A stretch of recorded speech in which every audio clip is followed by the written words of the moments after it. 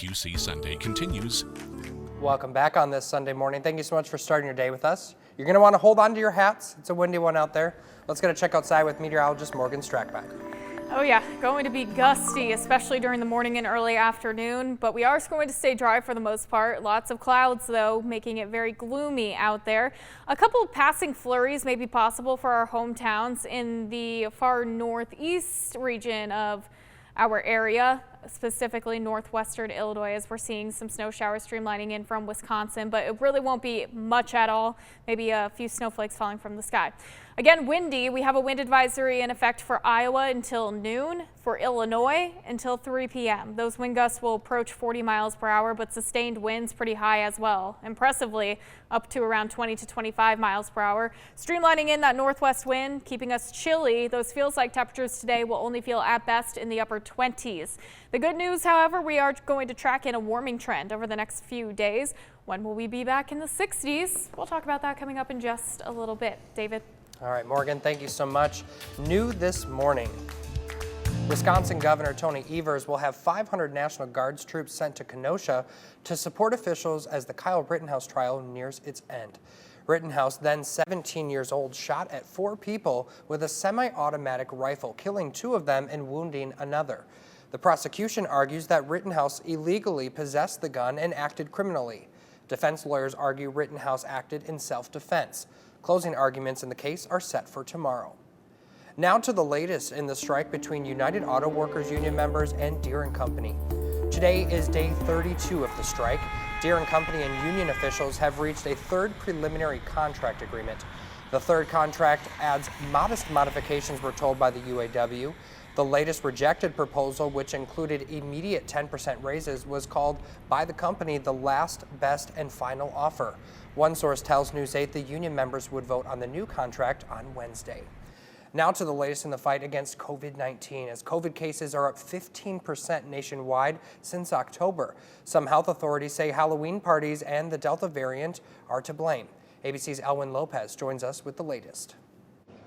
Here in New York City, we are seeing an uptick in COVID-19 cases, and it's not just here. Nearly half of the country is part of that rising trend, and these colder temperatures, well, they're adding to concerns of a possible winter surge. Over the weekend in California, people trying to get ahead of that by rolling up their sleeves for that extra protection, especially before the holidays. But in Minnesota, health officials are already sounding the alarm. They say the unvaccinated, the Delta variant, and waning vaccine immunity are to blame for the rise in cases, calling that combination the perfect storm. And that's because in the last 2 weeks, that state and 20 others are seeing a rise in daily cases of 10% or more. Saturday marking the 5th consecutive day where hospitalizations across the U.S. have gone up.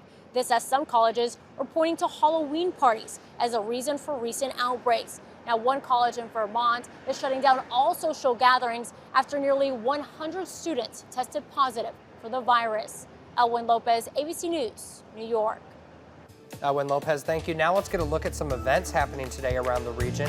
The Quad Cities Veteran Outreach Center is hosting a drive-through food and turkey giveaway for veterans today in Davenport. It'll be from 11 until 1 at the center on West Locust Street. Veterans must be registered with the center in order to pick up food. Also today, a Thanksgiving drive-through food giveaway for anyone in the community. Around 300 bags of food will be handed out, and it is first come, first serve. This will be from noon until 2 this afternoon. It's at Focus Fundamentals in East Moline along Avenue of the Cities. Well, shoppers beware. If you're trying to get designer clothes at half price for the holidays, it may be harder to do at stores like TJ Maxx, Burlington, and Ross. That's because the ongoing supply chain crisis. Brands like Under Armour, Ralph Lauren, and Carter's say its inventory is going fast, and since customer demand is so high, they're not looking to sell to discount chains. A lot of products are being sold online and through factory stores at full price.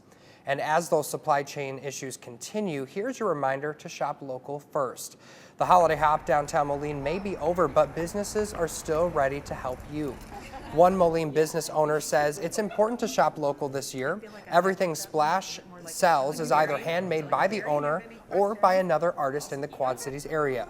But some of the ingredients for things like bath bombs are in short supply, and it's costing her 4 times more than what it was just 6 months ago. And while she's not raising her prices, she says this is the time that she relies on to keep her business open.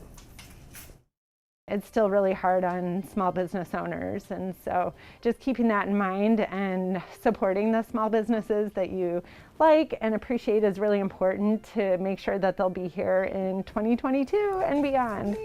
Splash, like many small businesses in our area, will also mail products that you buy across country for your loved ones.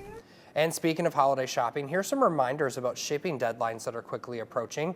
For the post office, which remember raised their shipping rates in October, to make sure that your gifts get there by Christmas, you have to have it in the mail no later than December 15th for retail ground service. Now, you may buy yourself a day or two if you choose to go through first class or priority, but remember, you're also going to be paying more for shipping.